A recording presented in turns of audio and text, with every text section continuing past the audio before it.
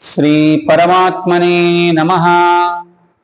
భగవద్బంధువులందరికీ ఈ దాసుడి హృదయపూర్వక నమస్కారాలు. శ్రీమద్ వాల్మీకి రామాయణ అంతర్గత సుందరకాండలో మనం 24వ సర్గ నిన్న పరిపుష్టం చేసుకున్నాం. ఇవాళ 25వ సర్గ మనం ప్రారంభించుకుంటాం. నిన్న ఆ రాక్షస కాంతలందరూ కూడా ఆ జగదేక ప్రపూత అయినటువంటి సీతామ్మ వారితో తమ మాటలు వినకపోతే తాము ఆమెను ఖండఖండాలుగా చేసి ఆహారంగా తీసుకుంటాం అని కూడా చెప్పి ఉన్నారు. దానికి తదనంతరం అమ్మవారు ఏం చేశారు, ఏం మాట్లాడారు అన్న విషయాన్ని ఇవాళ చెప్పుకుందాం. ముందుగా ఒక్కసారి గురువందనం చేసుకుని, గురు బ్రహ్మా గురుర్విష్ణు గురుర్దేవో మహేశ్వరః గురు సాక్షాత్ పరబ్రహ్మ తస్మై శ్రీ గురవే నమః. కాశ్యపాన్వయ సంజాతం శరణ్యార్య పదాశ్రితం వైరాగ్య జలధిం వందే రంగరామానుజం మునిం. శ్రీ సీతారామాభ్యాం నమః. తథా తాసాం వదంతీనాం పరుషం దారుణం బహు రాక్షసీనాం అసౌమ్యానాం రురోధ జనకాత్మజా. అత్యంత కష్టాన్ని కలిగించేటువంటి ఆ రాక్షసీ స్త్రీల యొక్క మాటలు విని ఆమె పెద్ద పెట్టున తన కళ్ళమట నీళ్లు పెట్టుకుని ఏడవడం మొదలుపెట్టారు.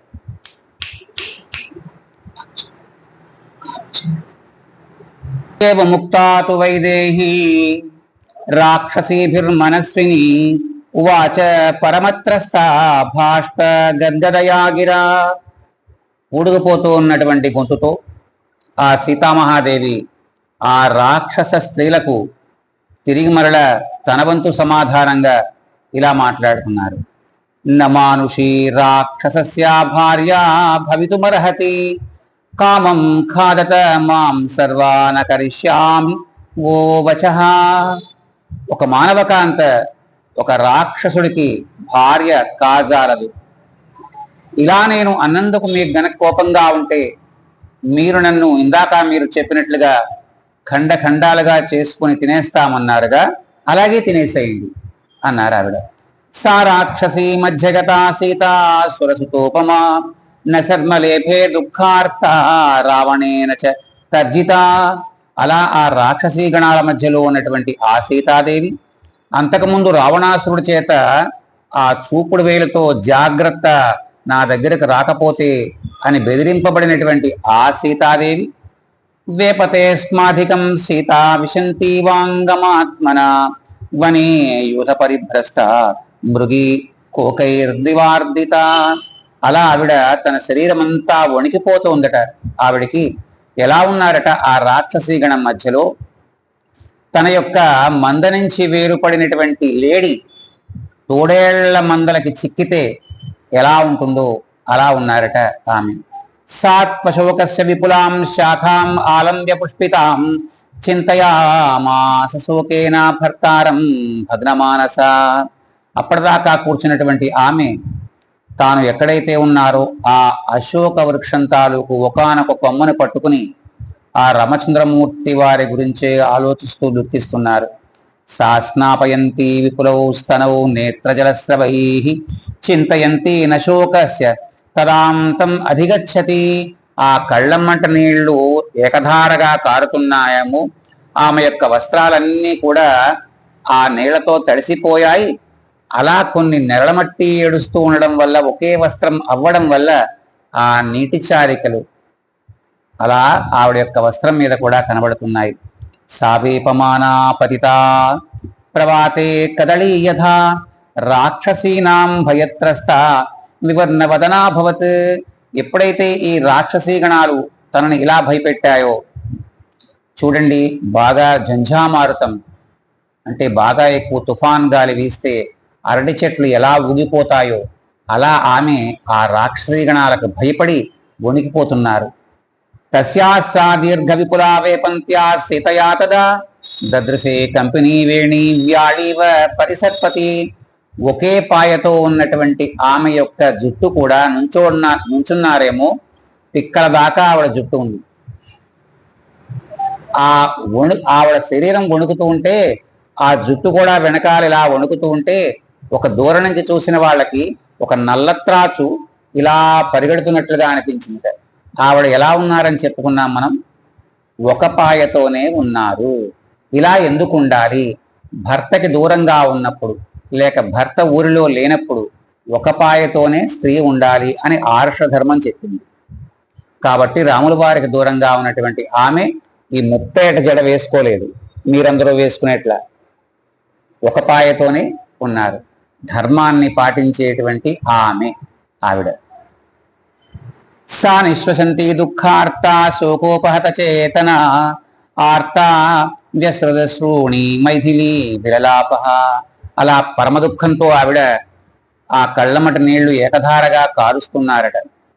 లోకప్రవాద సత్యోయం ఆరామేతి చ దుఃఖార్త హా పునర్లక్ష్మణేతి చ హా శ్వశ్రూ మమ కౌసల్యే హా సుమిత్రేతి భామిని. హా రామ, హా లక్ష్మణ, హా కౌసల్య, హా సుమిత్ర అని ఆమె పదే పదే ఆ మాటలు అనుకుంటూ దుఃఖిస్తున్నారట. లోక ప్రవాద సత్యోయం పండితై సముదాహృత అకాలయ దుర్లభో మృత్యు స్త్రియావా పురుషస్యవా. లోకంలో ఉన్నటువంటి ఒక మాట ఇప్పుడు నా యందు నిజమైంది. కోరుకున్నప్పుడు మృత్యువు రాదు అని పెద్దలు చెప్పారు. ఇప్పుడు నేను కోరుకున్నా కూడా నాకు మృత్యువు రావటం లేదే. అంటే మృత్యువు దానంతటా అది రావాలి తప్ప మనం కోరుకుంటే మృత్యు వచ్చేది. ఇది నిజమే అని బాధపడ్డారు ఆవిడ. రాక్షస స్త్రీలు కూడా చెప్పినటువంటి దానికి నేను ఆ రాముడిని చూస్తానో చూడను, ఆ రాముడు నన్ను తీసుకువెళ్తాడో వెళ్ళడో అనుకున్నారు. ఏషాల్ప పుణ్యాకృపణ వినశిష్యామ్యనాథవత్ సముద్ర మధ్యే నౌ పూర్ణ వాయువేగైరివాహత. సముద్రం మధ్యలో చుక్క అని విరిగిపోయినటువంటి నావ ఎలా అయితే ఆటుపోట్లకు ఈ మూలకు ఆ మూలకు కొట్టుకొని పోతుందో అలా నా రాముడనేటువంటి చుక్క అని లేనటువంటి నేను ఈ రావణాసురుడనేటువంటి సముద్రానికి లోనై ఇటు అటు కూడా కొట్టుకోబడుతున్నాను అనుకున్నారు ఆవిడ. భర్తారం తముపశ్యంతీం రాక్షసీ వశమాగత సీదామి ఖలుశోకేన కూలం తోయహతం యదా. ఇంకా రాక్షస స్త్రీలకు అధీనురాలై ఈ రావణాసురుడు యొక్క అదుపులో ఉన్నటువంటి నేను జలప్రవాహానికి శిథిలమైనటువంటి గట్టు ఎలా ఉంటుందో అలా ఉన్నాను.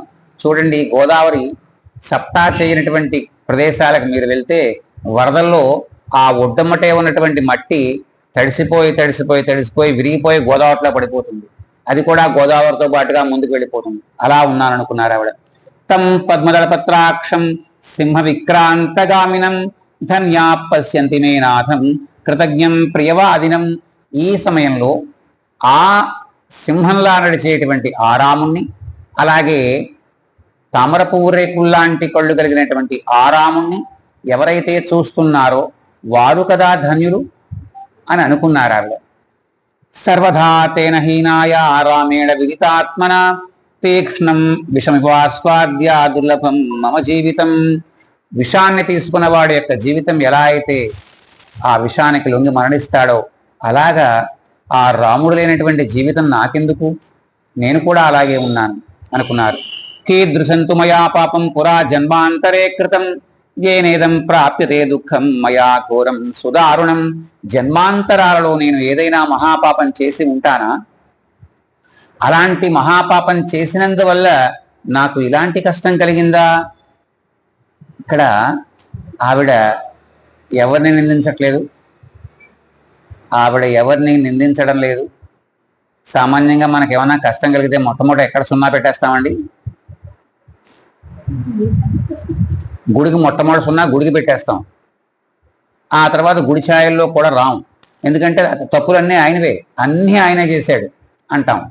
దీనికి ఎవరు జవాబుదారీ చెప్పాలి? మన కష్టాలకి మనమే జవాబుదారీ చెప్పాలి.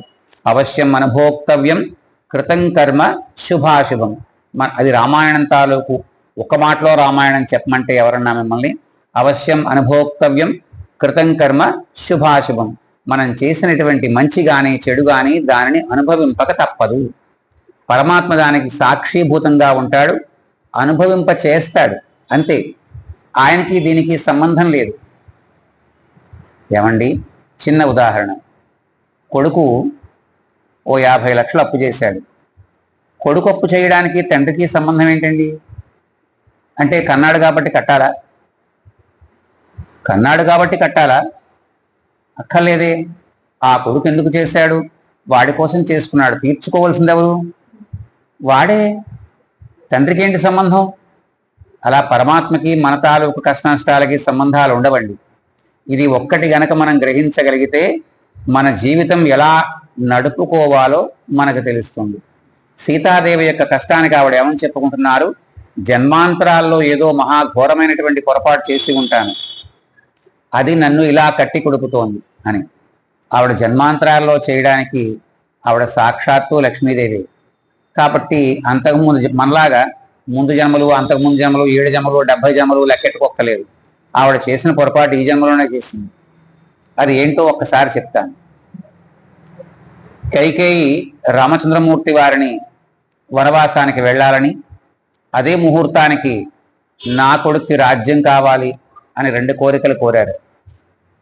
అందులో దశరథ చక్రవర్తి అన్నారు, నీ కొడుక్కి రాజ్యం ఇవ్వడానికి నాకు ఏ అభ్యంతరం లేదు, రాముడు ఎందుకు వెళ్ళాలి అని అడిగాడు ఆయన. ఇప్పుడు సహజంగా ఎక్కడైనా సరే మనం ఇంకొక మాట చెప్పుకుందాం. మనం చరిత్ర చదువుకున్నాం చిన్నప్పుడు. అందులో ఔరంగజేబు షాజహాన్ చక్రవర్తి యొక్క కొడుకు. షాజహాన్ చక్రవర్తికి 4 కొడుకులు. పెద్దవాడి పేరు ఖుస్రు, ఆఖరి వాడి పేరు ఔరంగజేబు. సహజంగా రాజుగారి తర్వాత ఎవరికి రాజ్యాధికారం వస్తుంది? పెద్దవాడు ఎవడున్నాడో వాడికే వస్తుంది. అది సహజం. రాముల వారు రాజ్యం పొందాలి కదా ఇక్కడ కూడా. ఇప్పుడు మళ్ళీ షాజహాన్ దగ్గరికి వద్దాం.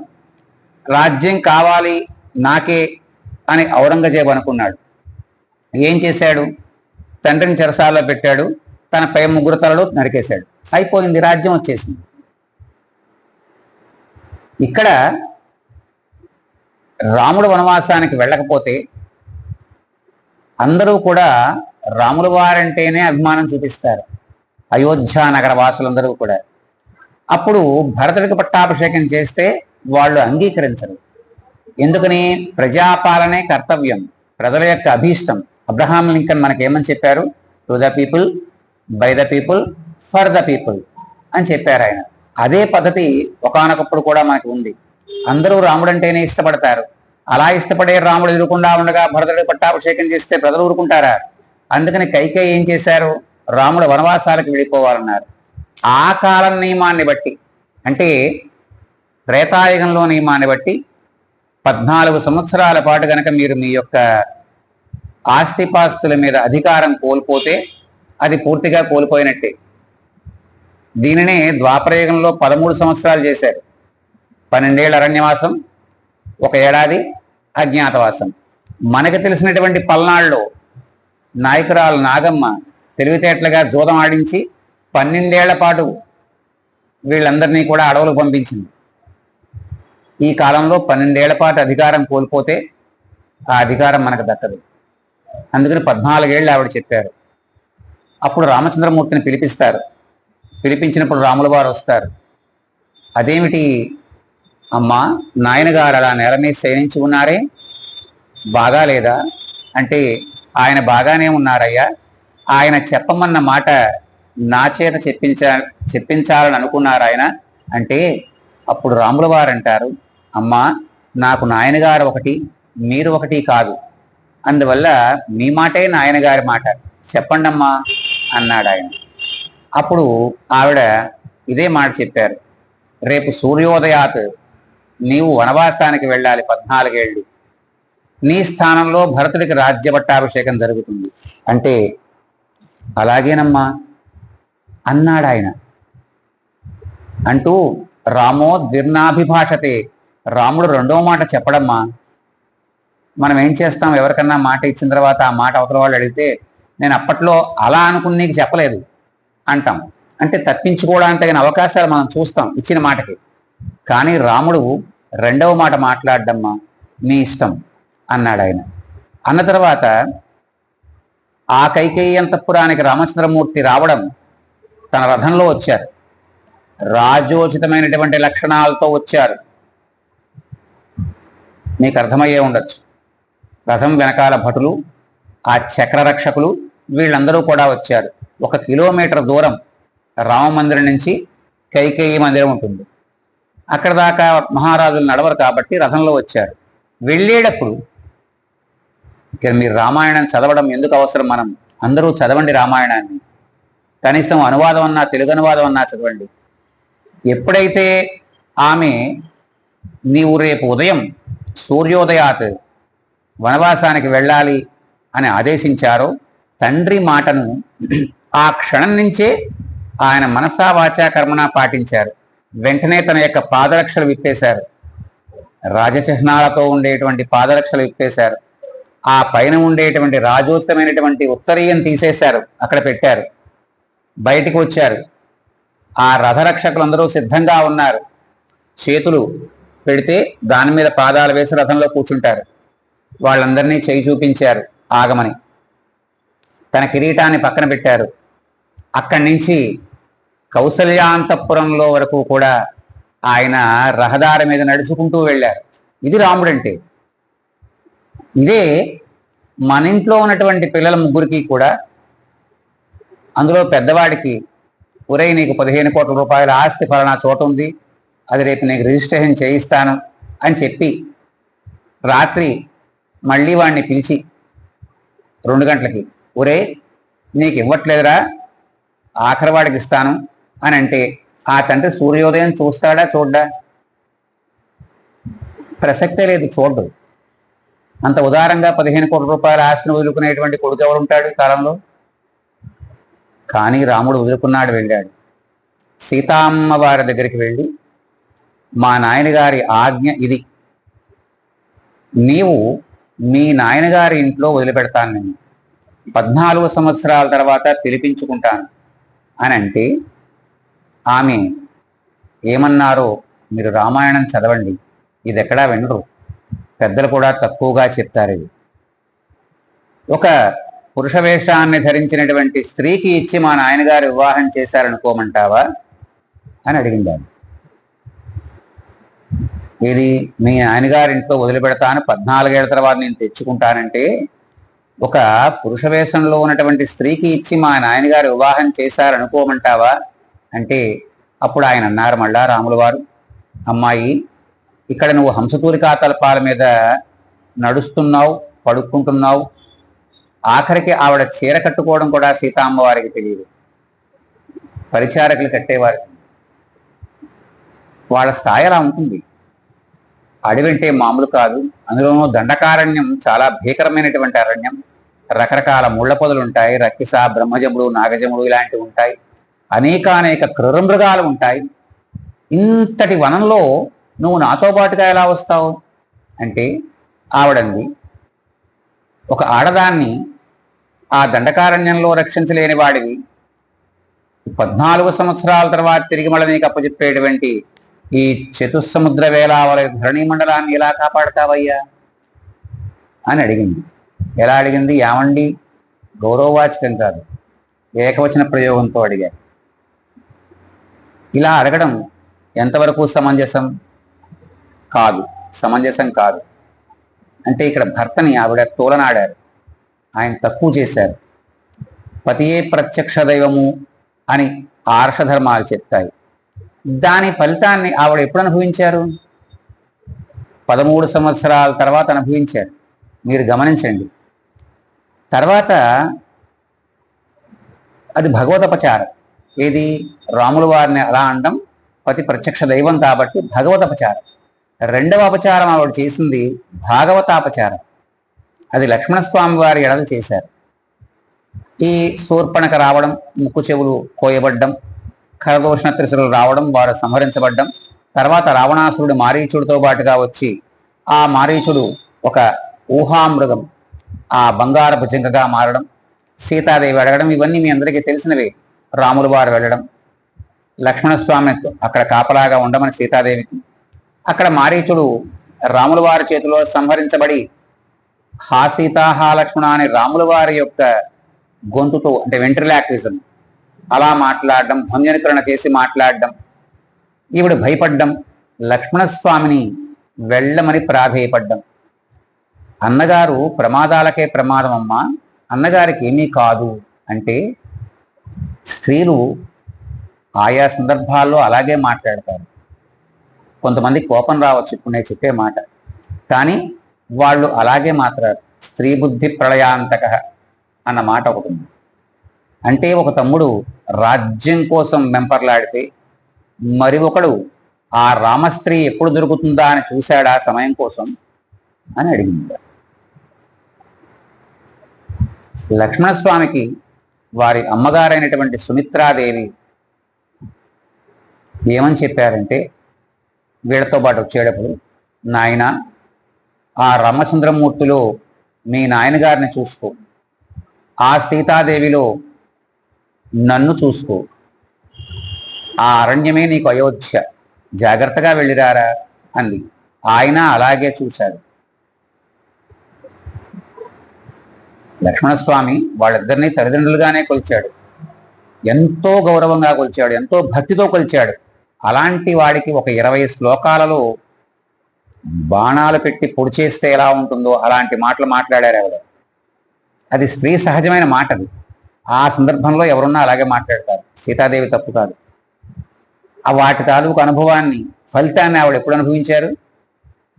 మరుక్షణం అనుభవించారు. ఇప్పుడు ఇవిడ ఏమన్నారు? అంతకు ముందు కాలంలో ఎప్పుడో నేను చేసి ఉంటాను జన్మాంతరాల్లో అని కదా అన్నారు. ఇప్పుడు ఈ జన్మలో చేసిన దానికే అనుభవించేశారు ఆవిడ. జీవితం త్యక్తుమిచ్చామి శోకేన మహతావృత రాక్షసీభిశ్చ రక్ష్యంత్యా రామో నాసాధ్యతే మయా. అందువల్ల ఆ రామచంద్రమూర్తి వారి కోసమే ఉండేటువంటి ఈ నా జీవితం ఏదైతే ఉందో అలాంటి జీవితం ఇంకా నాకు అవసరం లేదు. అందువల్ల జీవితాన్ని చాలించడమే అన్ని విధాలా యుక్తము అని భావించారు. ధిగస్తు ఖలు మానుష్యం ధిగస్తు పరవశ్యతాం నశక్యం యత్ పరిత్యక్తుం ఆత్మచ్ఛందేన జీవితం. అయ్యయ్యో, నేను మానవకాంతగా అంటే మానవురాలుగా పుట్టానే, మానవులకు ఆత్మహత్య చేసుకునేటువంటి అధికారం లేదే అని బాధపడ్డారు ఆవిడ. ఈ మాట మీ అందరికీ కొత్తగా ఉండి ఉంటుంది. మానవులకు ఆత్మహత్య చేసుకునేటువంటి అధికారం లేదు. ఎందుకంటే యుక్తము అయుక్తము అన్న మాట ఉంది. అంటే యుక్తము అంటే కూడినది, అయుక్తము అంటే కూడనిది. యుక్తాయుక్త విచక్షణ జ్ఞానం మానవులకు ఉంటుంది. మనం ఏ పని చేసినా ఆ పని చెయ్యొచ్చా చెయ్యకూడదా అని ఎవడో మనకి చెప్పక్కర్లేదు. ఆ జ్ఞానం మనకి 10 ఏళ్ళు దాటితే వస్తుంది. 10 ఏళ్ల లోపు పిల్లలు తప్పులు చేస్తే దానికి తల్లిదండ్రులు శిక్ష అనుభవించాలి. 10 ఏళ్ళు దాటితే వాడే అనుభవించాలి. వాడికి ఏది తప్పు ఏది ఒప్పు అన్న సంగతి తెలుసు. అలా తెలిసినప్పుడు నీ యొక్క ప్రాణం తీసుకోవడం తప్పు అని. మిగతా జంతువులు ఆత్మహత్య చేసుకోవచ్చు, మానవులు చేసుకోవడానికి లేదు. అయ్యో, నేను చనిపోదామన్నా కూడా చనిపోవడానికి వీలు లేదే అని దుఃఖించారట ఆ మహాసాధ్వి. ఇత్యార్షే శ్రీమద్ రామాయణే వాల్మీకి ఆదికావ్యే సుందరకాండే 15 సర్గః. మంగళం కోసలేంద్రాయ మహనీయ గుణాత్మనే చక్రవర్తి తనూజాయ సార్వభౌమాయ మంగళం. హరి ఓం తత్సత్.